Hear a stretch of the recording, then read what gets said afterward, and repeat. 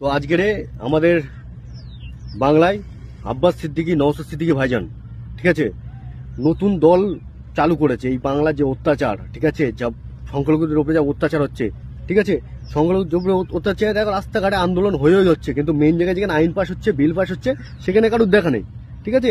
অথচ এই যে কালা কানুন, যে ওয়াকফ বোর্ডের যে বিলটা পাস হলো, সত্যি কথা বিলটা যে পাস হলো, দেখো পার্লামেন্টে কেউ কোনো কথা বলেনি, ঠিক আছে। আর বাইরে দেখুন এ মিছিল সে মিছিল নানা রকম মিছিল করবে, ঠিক আছে। এই লোক দেখানে আগলা পিড়ি তার ভালো লাগছে না। তো আমাদেরকে নিজের লোক চয়েস করতে হবে, আপনজন চয়েস করতে হবে। দল গঠন করতে পারিনি ভাইজান, আব্বাস সিদ্দিকী ভাইজান, নওশাদ সিদ্দিকী ভাইজান দুদিনের দল গঠন করতে পারিনি, বলছে বিজেপির দালাল, বিজেপির বি টিম। বিজেপি এখন বলছে টিএমসির দালাল, টিএমসির বি টিম। আর এই কথা বলছে কারা? আমাদের মুসলিম সমাজের কিছু কিছু মুসলিমধারী মোনাফেক, তারাই বলছে। আরে আমাদের নিজেদের লোক দেখতে হবে, ঠিক আছে। আমরা তো অনেকজনকে ভোট দিয়েছি, তাই নি? আমরা অনেককে ভোট দিয়েছি, আমরা অনেককে সাপোর্ট করেছি। তাহলে তারা কি করেছে? পার্লামেন্টে তো আমাদের বাংলা থেকে অনেক লোক ছিল, ঠিক আছে, অনেক এমপি ছিল। তারা কি করেছে? কজন কথা বলেছে, ঠিক আছে? পার্লামেন্টের মধ্যে কে কথা বলেছে? হ্যাঁ, ছেলে দু চারজন যা আমাদের বলেছে, সেরকম কথা আমরা দেখতে পেয়েছি? সেরকম বিষয় বা বিলের বিষয় আমরা সেরকম তো কেউ কিছু দেখতে পাইনি, ঠিক আছে। ওখানে আমি তো একটা ব্যক্তিকে আমি দেখেছি, সেটা হচ্ছে কিনা আসাদুদ্দিন বাইসি। আর আসাদুদ্দিন বাইসি বারবার বলো তো যে বিজেপির বি টিম, বিজেপির বি টিম, ঠিক আছে। আর দেখেছো তো আপন আর পর, ঠিক আছে, আপনকে চয়েস করো, পরকে সাইড করো, ঠিক আছে।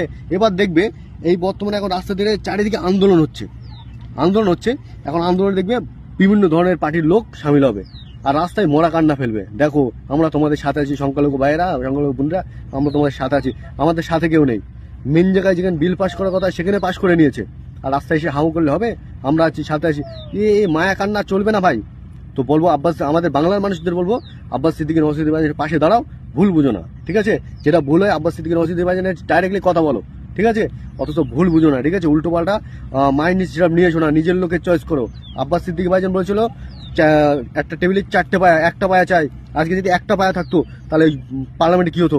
পার্লামেন্ট তছনছ হয়ে যেত। আসাদুদ্দিন বাইজি একলা আছে, একলা চুরমার করে দিয়েছে, বিল টিল ফেলে কি করেছে? এরকম সাহস কার আছে? আর আব্বাস সিদ্দিকী ভাইজান যদি একটা থেকে দুটো পাঠাতে পারতো কি হতো? ঘাম ছুটিয়ে দিত। সেটা পারলো না। আমাদের পশ্চিমবাংলার মানুষ কি ভাবছে? তোমরা কি করতে চাচ্ছ একটু বলো তো। আমি তো সত্যি বলছি, আমার নিজেরই এখন যে কষ্ট হচ্ছে, আমার বেদনা, আমি যে কার সাথে শেয়ার করতে পারছি না, ঠিক আছে। এবারকে আব্বাস সিদ্দিকী ভাইজান, নওশাদ সিদ্দিকী ভাইজান রাস্তায় ডাকবে, আমরা যাব, সেই মিছিলে পায়ে পা মেলাবো, তোমরা আসো। আর আজকের থেকে বলবো তোমরা নিজের লোককে চয়েস করো, নিজের লোক কখনো বেইমানি করবে না, ঠিক আছে। নিজের লোক কখনো